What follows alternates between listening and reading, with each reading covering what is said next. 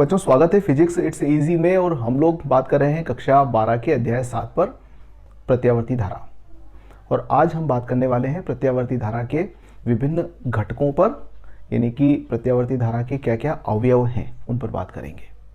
तो जैसा कि प्रत्यावर्ती धारा की परिभाषा हमने पिछले वीडियो में देख ली थी कि वह धारा जिसका मान तथा दिशा समय के साथ में आवर्ती रूप से परिवर्तित होते हैं, ऐसी धारा को प्रत्यावर्ती धारा कहते हैं। अर्थात ये धारा धनात्मक प्रकृति की भी होती है और ऋणात्मक प्रकृति की भी होती है। और इस धारा का व्यंजक निकाला था हमने प्रत्यावर्ती धारा का, तो वो हमें व्यंजक प्राप्त हुआ था I बराबर I0 साइन ओमेगा टी। एक साधारण व्यंजक जिसमें I प्रत्यावर्ती धारा को प्रकट करता है। और इस समीकरण में विशेष बात यह है कि यह धारा समय का फलन है, अर्थात समय पर निर्भर करती है। समय परिवर्तित होगा तो I का मान भी बदलेगा। यहाँ पर ये जो I0 है, इस I0 को धारा का आयाम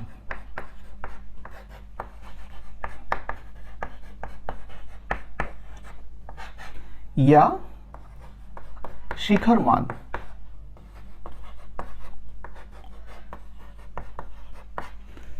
कुछ भी कह सकते हैं, धारा का आयाम या शिखर मान कहते हैं, यानी कि अधिकतम धारा। सीधी सी बात है कि प्रत्यावर्ती धारा का अधिकतम मान कितना है, वो I0 है। क्योंकि समय के साथ परिवर्तित हो रहा है तो एक मान तो अधिकतम होगा, तो वो कौन सा मान होगा, वो ये वाला मान होगा जो यहाँ पर हमें प्राप्त होता है। उसके बाद लिखा हुआ है ओमेगा। ये जो ओमेगा है इसको धारा की कोणीय आवृत्ति कहते हैं।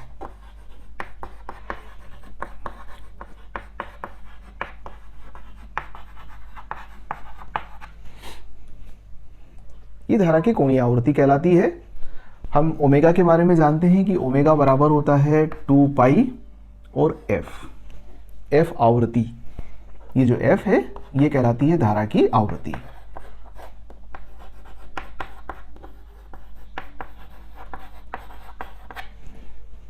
फ्रीक्वेंसी, सामान्यतः हम लोग जो प्रत्यावर्ती धारा उपयोग में लेते हैं उसकी आवृत्ति 50 हर्ट्ज है।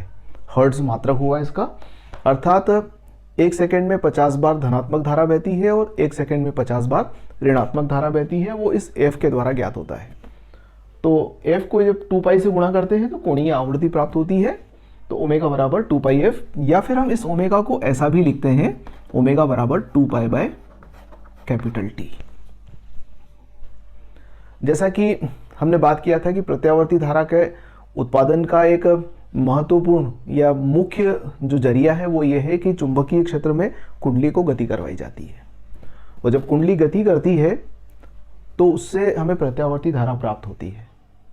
कुंडली को एक पूरा चक्कर लगाने में जितना समय लगता है उसको बोलते हैं आवर्तकाल, वो ये कैपिटल टी है। और उसी से कोणीय आवृत्ति का निर्धारण होता है। तो 1 सेकंड में या एक चक्कर में जितना समय लगता है उसको आवर्तकाल कहते हैं, धारा का आवर्तकाल कहलाता है। तो टी क्या है, यह कहलाता है आवर्तकाल।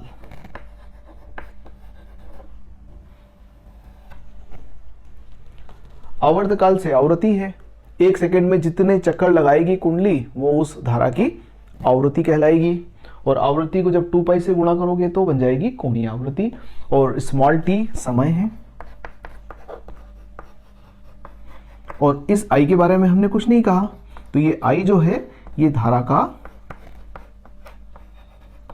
तात्क्षणिक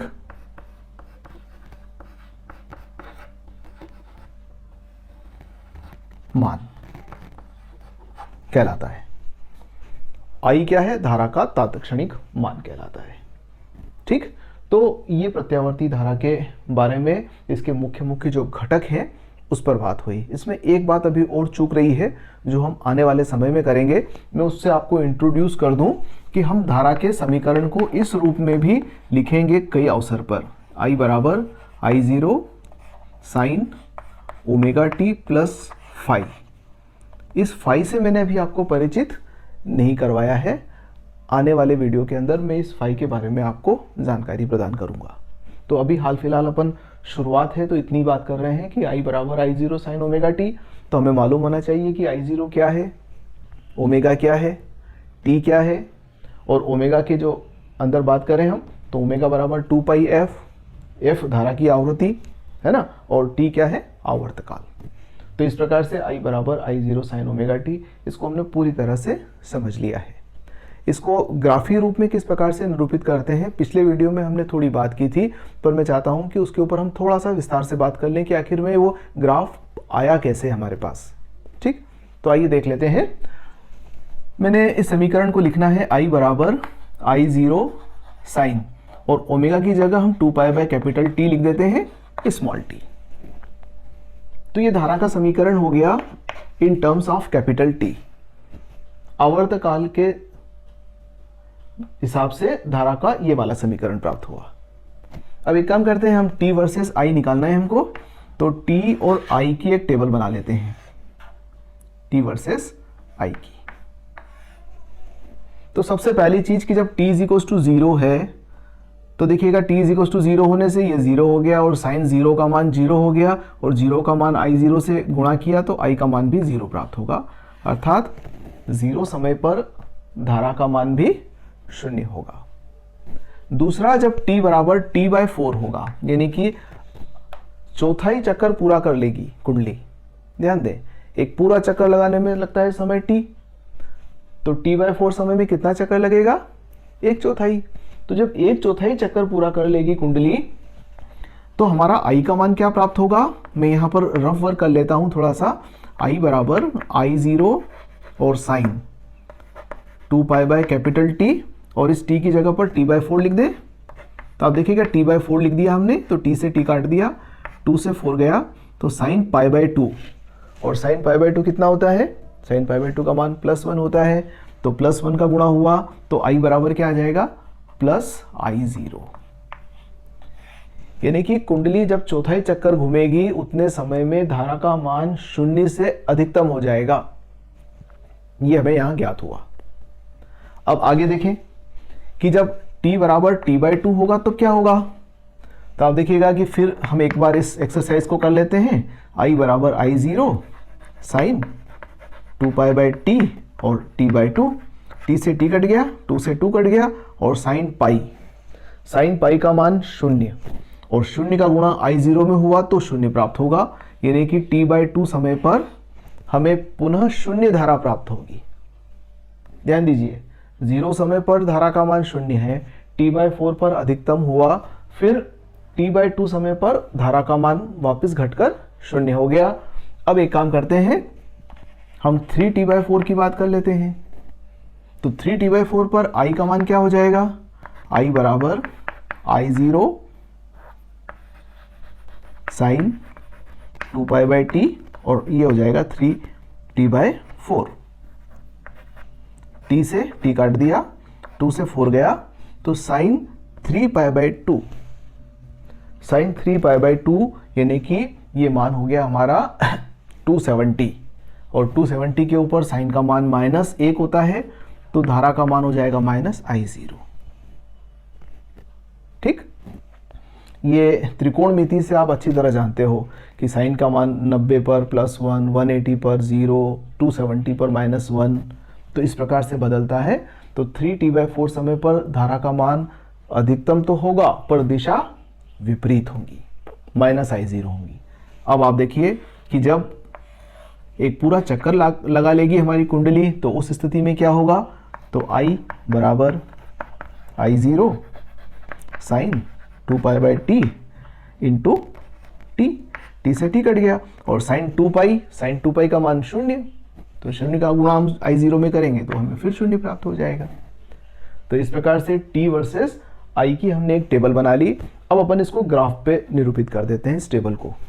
तो देखिए कैसे बनेगा, ये हमने अक्ष बनाई, ये समय अक्ष और ये धारा की अक्ष है। तो प्लस धारा को हम अक्ष से ऊपर और माइनस धारा को अक्ष से नीचे की ओर निरूपित करेंगे।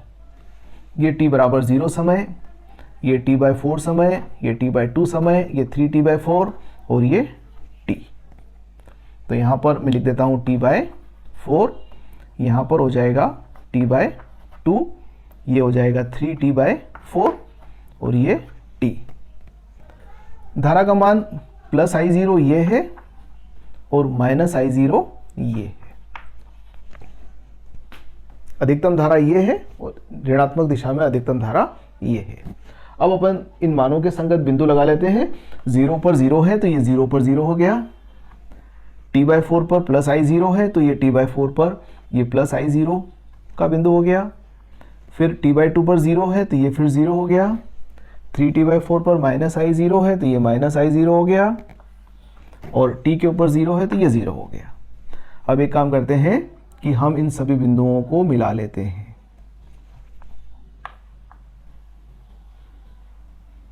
तो जब आप इनको मिलाओगे तो एक इस प्रकार का कर्व हमें प्राप्त होगा। ये बहुत प्रसिद्ध कर्व है, साइन कर्व बोलते हैं इसको। तो प्रत्यावर्ती धारा के समीकरण को यदि हम इस रूप में व्यक्त करें I बराबर I0 साइन ओमेगा टी, तो हमें ग्राफीय रूप से प्रत्यावर्ती धारा ये प्राप्त होती है। यानी कि ये धारा धनात्मक है और ये वाली धारा ऋणात्मक है। मुख्य अक्ष से ऊपर धनात्मक, मुख्य अक्ष से नीचे ऋणात्मक धारा। तो हमने इस वीडियो के अंदर बात किया कि प्रत्यावर्ती धारा का समीकरण क्या है, उसके परिभाषाएं देख ली विभिन्न। उसके बाद में गणितीय रूप से हमने देखा कि समय के साथ में धारा के मान में कैसे परिवर्तन आएगा और उसको ग्राफ के रूप में भी हमने निकाल लिया। तो इस वीडियो में तो इतनी ही बात करते हैं। अगले वीडियो में, अब चूंकि प्रत्यावर्ती धारा का मान लगातार बदलता है, तो हमें प्रत्यावर्ती धारा को व्यक्त किस तरह से करना चाहिए। तो प्रत्यावर्ती धारा को दो प्रकार से व्यक्त करते हैं, एक तो औसत मान के रूप में और दूसरा एक और है वर्ग माध्य मूल मान। तो इन दोनों की परिभाषाएं देखेंगे और दोनों में कि यदि प्रत्यावर्ती धारा का औसत मान निकालना है तो कितना आएगा, प्रत्यावर्ती धारा का वर्ग माध्य मूल मान निकालेंगे तो कितना आएगा। तो ये अपन अगले वीडियो में बात करते हैं। धन्यवाद।